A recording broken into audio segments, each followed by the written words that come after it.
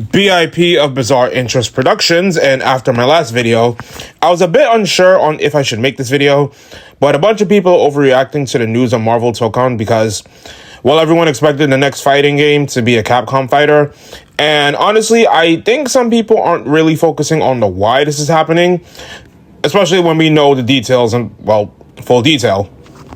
So basically, PlayStation went to Arc System Works, offering an idea of what if Arc System Works made a Marvel fighter, and when Arc System said yes and was heavily considering it, PlayStation went to Marvel to bring the IP back to the forefront of the tag fighting genre. Heck, they even said that in the development trailer, Sony and Marvel already have a good relationship thanks to the Insomniac games for Spider-Man.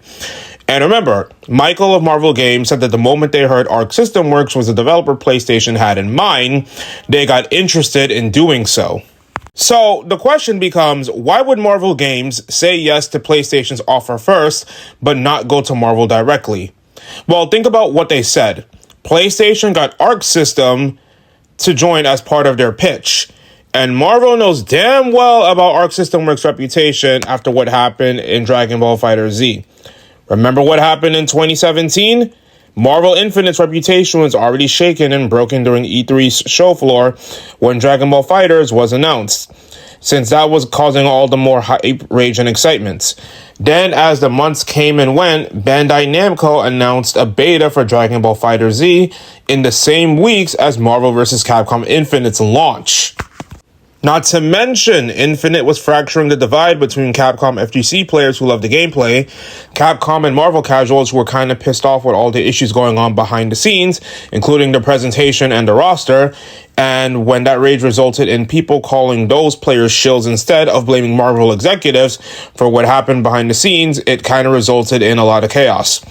What Combo Fiend said wasn't great, I admit, but when you look about the context, he was essentially forced to admit and say that to justify some of the roster choices without throwing his employers under the bus.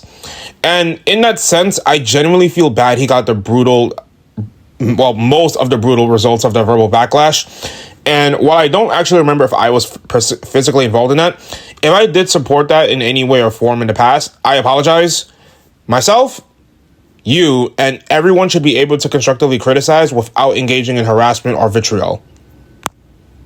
Now, how much of that was Capcom's fault is subject to debate, but let's not act like Marvel didn't have a hand in that either. Capcom did their best to try to give every returning character more balanced adjustments, including giving any character who didn't have a level 3 from Ultimate 3 a new one, despite the budget limitations. But the fact that the budget was basically that of a Street Fighter V season of DLC shows. Doesn't anyone find it weird when they said that eventually we found out they only had the budget to make 12 new characters? Sure, Capcom was the one who got the comparison, but if Marvel wanted to put more money in this, why didn't they give the game more budget or give Capcom more money to give their budget, especially since the 6 fighters they cut from the base roster were made available in less than 3 months? Or when Capcom staff raised issues about the presentation and reusing assets, the higher-ups at either company dismissed it until the complaints were so vocal that they had to change Chun-Li's face. Keep in mind, Markman and Stick said during EVO's announcements and that Marvel vs. Capcom Infinite doesn't have support, but not Capcom because they supported it the most, had meetings with some publishers and developers, and they heavily implied Marvel was the one who didn't want them on the main stage of EVO because of all the negative perception and press. Based on the fact that we know that at least 61 characters were planned for the game, we know that there were plans to either continue down the line, and Capcom was willing to put in the work to either have more characters and flesh out the game and develop, and it's not like Marvel wouldn't have benefited from that either. Remember, when the game launched, Marvel vs. Capcom's executives had expected 2 million sales, but they only got about half of that. However, because this franchise is able to appeal to many people, they managed to get those sales up to 2 million by the end of either 2018 or 2019. Yes, it underperformed according to the sales expectations at the time, and even they admitted that they only got that high of money because of its popularity, that it underperformed at the time of their expectations.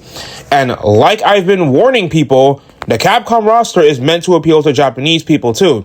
So when you only have 2 new fighters out of 15, of course Japan wasn't going to buy the game. because in Japan, they had only sold 8,270 copies in that first week, when back in Marvel 3 in Japan, it sold 80,966. And especially given that Japanese fans aren't exactly that fond of Marvel vs. Capcom, to the point they had to put a Japanese comedian into one of the games to get more people to buy it, it says a lot, especially when Tatsunoko vs. Capcom was also made to appeal to Japanese people. What likely happened was that Capcom wanted to push forward and work through the mistakes, but with Marvel revealing Black Panther and Avengers Infinity War coming soon, they wanted to stay away from any mistakes or bad press while dealing with Fox, since the game rights for the characters were always separate from the movie licenses, but Marvel was getting a lot of pushback from this. Plus, with the Fox merger, there's a chance they could just work on another project and fix those mistakes. And immediately 2 years after Marvel vs. Capcom Infinite, we got Ultimate Alliance 3, with old and new characters people actually wanted, what surprise picks the versus games used to be known for. So, Marvel and Capcom were likely trying to figure out where they went wrong, and have Capcom use the time to finish working on Street Fighter V's fixes, then eventually take some of the years off to reset, and thanks to some pushback and listening to the free MVC2 campaign, to start on the re-releases and use that to get back public favor, while acting as an apology to the fans. And remember, PlayStation went to ArcSys first, then Marvel. So clearly Marvel didn't just throw Capcom under the bus. Marvel took an offer because, assuming fighting games now take about 3 or 5 to 6 years of development for the base content of a game, this deal had to be finalized somewhere around 2019 to 2022. And in that time span, Marvel Games had admitted they were intrigued, and it's not because of Dragon Ball FighterZ alone. ArcSys had already the BlazBlue games getting more positive reception and acclaim to its finale, a Dragon Ball fighting game on the 3DS, Guilty Gear Rev was out and getting DLC, BlazBlue Cross Tag Battles ratings were on par with Dragon Ball FighterZ and Marvel vs. Capcom Infinite, despite only selling about 45% of what Infinite earned, and they also had Grand Blue Fantasy Versus. Counting fighters, that's 6 fighting games Arc Systems had that either did well or being well received around that time. Meanwhile, Capcom had Champion Edition and extra time to polish Street Fighter 6, given they had production slowed down thanks to COVID-19 in the middle of development. So this deal had to be made when they were finishing 5 and resume production on 6. Now, between 2022 and now, Capcom has been working on Street Fighter 6, Monster Hunter, Resident Evil, and trying to bring back their old franchises and make new IPs. So they don't really have the time to split development, and Arc Systems can develop a fighting game.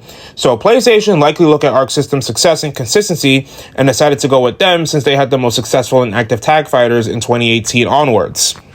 But it also feels like people are forgetting that Marvel is such a big company that they can have multiple games be released or give out their licenses to people while also having a game worked on a studio they commission or that they trust. Like at one point, Marvel's Avengers, Marvel Ultimate Alliance 3, Spider-Man 2018, and Marvel vs. Capcom Infinite were all in development at the same time at different stages. So I doubt this Arc system was intentionally throwing shade, no matter how funny the memes are, and trust me, the memes are funny, I admit. But there's more to it than people are suggesting. And stop with the agenda pushing. That being said, Michael from Marvel Games did say, the tricky thing is that most tag fighters and fans, including myself, are seen as a sacred genre from Marvel, and the tough part is finding a partner crazy enough to take on the task. Because either you do something like this big and bold, or you don't do it at all. And this is funny and ironic coming from Marvel Games of all people, since they had a hand in how Infinite played out. But Michael was just a production intern and assistant at the time, and had only become an assistant producer around the time of Infinite's final updates. So it's clearly the fact that he's a newer management hire that also shares the same resentment, who actually wants to learn from the mistakes of the past. And here's the thing. From what I've seen, Street Fighter 6 is one of the few newer fighting games out that hasn't had egregious screw-ups so far outside of questionable DLC prices. Oh wait, that's almost every fighting game nowadays. So Capcom just needs to continue doing what they did right. Then when they become comfortable and more of their IPs are getting the attention that they should have been getting for years, or get Isuno back for all those damn projects he's been trying to push but only got DMC5 and Dragon's Dogma before he left it. Give me my Capcom dad back. We already lost it too, but I don't want to lose it too. Sorry about that. I got a little bit emotional there. But we will get Marvel vs. Capcom back eventually. For now, we just have to be patient, vocal, and show that we care about Marvel's properties and Capcom's properties. We've shown Capcom we're clear about their IPs before, and maybe just maybe that means one day we'll see them cross over again once Capcom realizes our wallets will fund it, if they and Marvel don't restrict themselves like they did last time. That being said, no one should be wishing that Marvel vs. Capcom gets announced by Capcom until after Marvel Tokon runs its course. Maybe by 2028 or 2029, because how Marvel Tokon Fighting Souls got released just now, until then, people just need to chill out. Having two competing Marvel games right now ain't ideal.